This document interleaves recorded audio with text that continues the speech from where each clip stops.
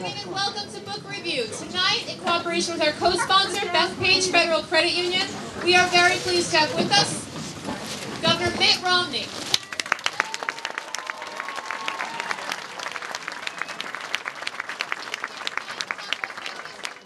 No Apology, The Case for American Greatness, in which he presents his ideas for strengthening America and preserving our global leadership. Mitt Romney is an American businessman. Mitt Romney.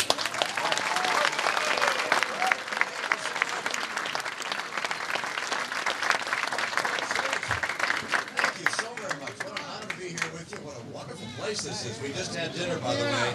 What was the name of that wonderful spot we just ate?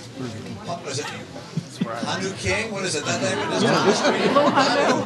Yeah. What did they say? Hawaiian and American cuisine. Delicious. We're just down the street eating, and you're here waiting for us. I feel bad. But it's an honor to be here, and I'll tell you, I never thought that I'd be able to have on this very first visit the person who is the inspiration of my life, my wife, Ann.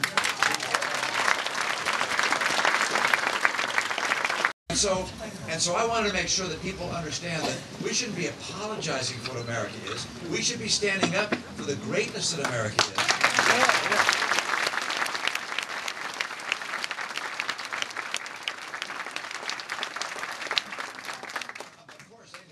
Mistakes in its history, but in the balance sheet of all the things we've done for the world and the mistakes we've made, there's no comparison. Our economic system, the example that we provided to the world, free trade and so forth, has lifted literally billions of people, not just us, but billions of people around the world out of poverty. And the sacrifice of our fighting men and women has lifted people from the peril of dictatorships and authoritarianism around the world. It is a remarkable thing which has been done by this country, and we need to shore up our sources of strength to make sure that throughout the 21st century and beyond, our kids and our grandkids know the freedom and the prosperity which we've known. Now, there's something going on right now that really concerns me, and that is that I think there is a move in Washington, and I have to tell you, I think that people in both parties love the country, want the country to do better, but I think some are more misguided than others. All right? And there's a move right now on the part of some extremely liberal individuals to go back and to if you will, to fight through what was decided a long time ago. You see, when the nation was founded, the founders had a real difficult decision to make, which is, would we have a country which would be secure in the knowledge that the King of England and the government of England would always take care of us. They'd tax the heck out of us, but ultimately we'd be just fine because they would tell us what to do and we'd do it. Or would we say, no, we're not going to be led by a strong government and a king. We instead are going to live by a almost helter-skelter, Adam Smith-style economy where everybody pursues their own dreams, does whatever they want to do, and that the magic of that freedom will be that it will make us stronger and stronger and ultimately the most powerful nation in the history of the earth. And that's what the founders chose. And that decision made all the difference. That decision meant that people from all over the world that wanted opportunity for themselves and for their kids, that had ideas and dreams to pioneer, came to America. It's in our DNA. People of different lands came here and settled this country, and now we, as we continue to attract those folks and as we are their descendants, we love the principles of liberty and innovation and creativity and pioneering. Not all of us will begin a business like this one that's been here. How many years have you been here? 33 years. 32, 33. Who's counting, right? That's the guy. That's the owner. Not all of us will do that, but there are a few of us who do. There are a few out there that have these ideas, and they number in the millions in America, and over our history they do, and they've created the nation that we are. But there are people in Washington who think, in fact, no, government knows better. They believe that instead of allowing individuals to pursue their own dreams, that they've got different ideas, that they can expand government, have it take over health care, that they can take more and more of our earnings, that they can borrow more and more money.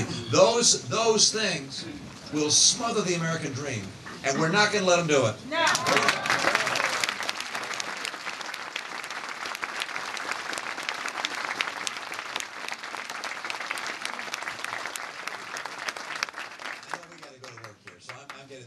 But I want you to know that in writing this book, I've laid out what the challenges are, at least from my perspective, and then I've laid out some pretty straightforward answers for what I think we have to do to solve our big problems.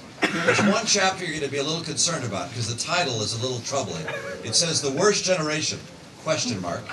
The worst generation. I'm afraid that my generation, the baby boomers, are on track to become America's worst generation by having spent way more than we took in, borrowing money from the Chinese and others, by having put in place entitlements for ourselves that can't possibly be paid for by our kids and our grandkids, and that we're going to have to rein back those excesses. That's one chapter. Hope you get a chance to read. I look at our energy problems and how we can become energy independent. I look at our schools. Our schools are not doing as well as the schools of other nations. By the way, you're going to find out what's the most important aspect of having a great school. One is to have a mom and a dad that'll invest in your child. But once you...